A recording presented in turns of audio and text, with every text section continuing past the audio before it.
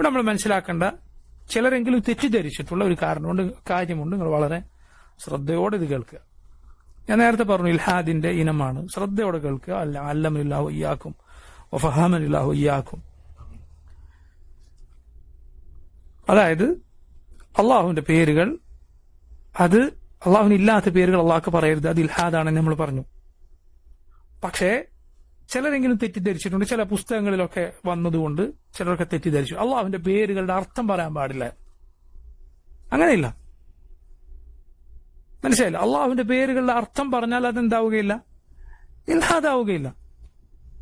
ഇപ്പൊ ഒരാൾ പറയുകയാണ് റബ്ബിന്റെ അർത്ഥം ആയിട്ട് ഒരാൾ പറയണ രക്ഷിതാവ്, അല്ലെങ്കിൽ നാഥൻ, മലയാളത്തിൽ ഇതിന് പറയാറുള്ള അർത്ഥമാണ്. അങ്ങനെ പറഞ്ഞാൽ അത് ഇൽഹാദാവുകയില്ല. അള്ളാഹിന്റെ പേരിന്റെ പരിഭാഷ പറയുക.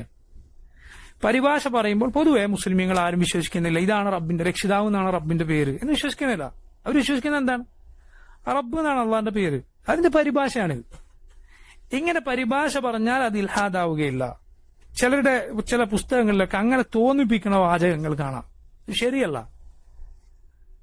ആ വിഷയത്തിൽ വളരെ അറിവുള്ള ആളുകളാണെന്ന് ചില സാധാരണക്കാരൊക്കെ ധരിച്ച പലരുടെയും പുസ്തകങ്ങൾ ഈ വിവരമില്ലായ്മ കാണാം.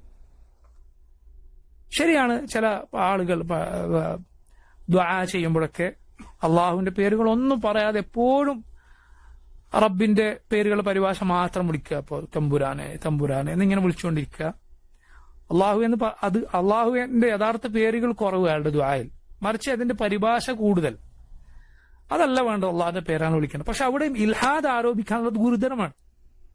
മനസ്സിലായി? അള്ളാഹിനെ മാത്രം ഇബാദത്ത് ചെയ്യുന്ന മനുഷ്യന്മാരാണ് ഇതൊക്കെ. ഇൽഹാദ് ആരോപിക്കരുത്. മനസ്സിലായില്ലേ? എന്ന് മാത്രം ഈ പേര് വരെ പഴയ കാലത്ത് വലി, അള്ളാഹുവിന്റെ അൽ വലി റബ്ബിന്റെ പേരാണ്. അതിന്റെ അർത്ഥമായി പഴയ മലയാള പുസ്തകങ്ങളിൽ തമ്പുരാൻ എന്ന് കാണാം.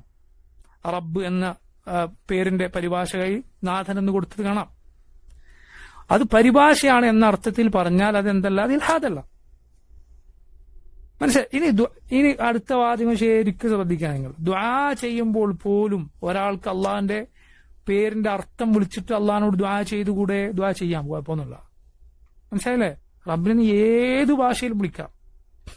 ഷെയ്ഖുൽ ഇസ്ലാം ഇബ്നു തൈമിയ്യ റഹിമഹുല്ലാഹ് അദ്ദേഹം പറഞ്ഞത് കാണാം. ഈ വാക്കുകൾ ശരിക്കും ശ്രദ്ധിക്കുക, വളരെ എനിക്കിത് പ്രയോജനപ്പെടും ഇൻഷാ അല്ലാഹ്. ഷെയ്ഖുൽ ഇസ്ലാം പറഞ്ഞ ഒരാൾക്ക് അറബി അതിന്റെ വ്യാകരണം ഒന്നും ശരിക്കും അറിയില്ല, ഇഅ്റാബൊക്കെ തെറ്റിപ്പോവും. അപ്പൊ അയാൾ ഇഅ്റാബൊക്കെ ആകെ ശരിയാക്കാൻ നോക്കി ബുദ്ധിമുട്ടിയിട്ട് ദുആ ചെയ്യുന്നതിനേക്കാൾ ഏറ്റവും നല്ലത് അവൻ അറിയുന്ന പോലെ ദുആ ചെയ്യാന്നുള്ളതാണ്. കാരണം അപ്പോഴാണ് അവന് ഇഖ്ലാസ് കൂടുതൽ ഉണ്ടാകുക.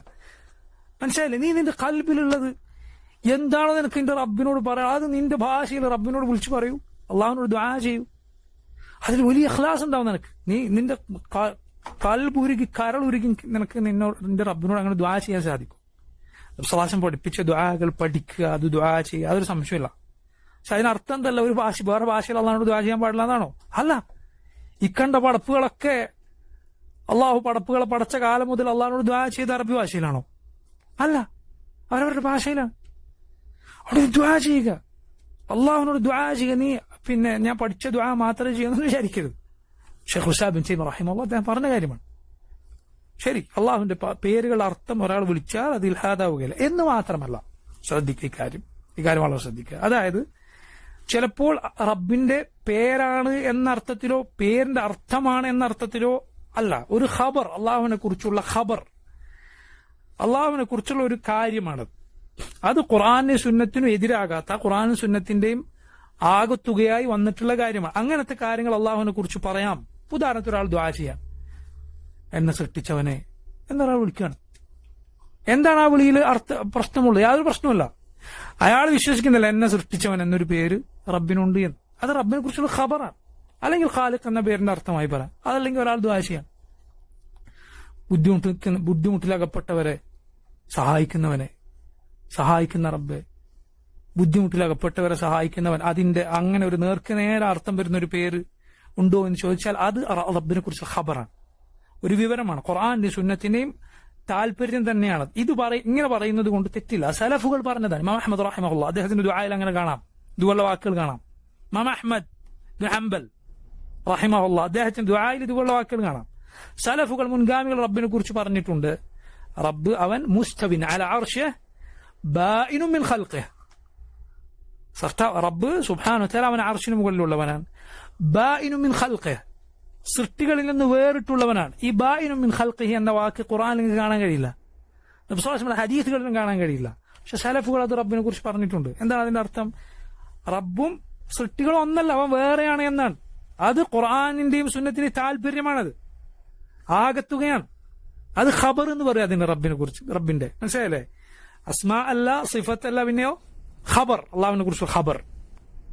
ഇങ്ങനെ ഒരു ഖബർ അത് ഒരാൾ ദുആയിൽ ഉൾപ്പെടുത്തിക്കൊണ്ട് അതിൽ ഹാദുന്നാവൂല, തെറ്റുമില്ല അതിൽ, അങ്ങനെ വിളിക്കാം. അപ്പൊ ഇൽഹാദൊക്കെ ആരോപിക്കും, വളരെ ശ്രദ്ധിക്കാം.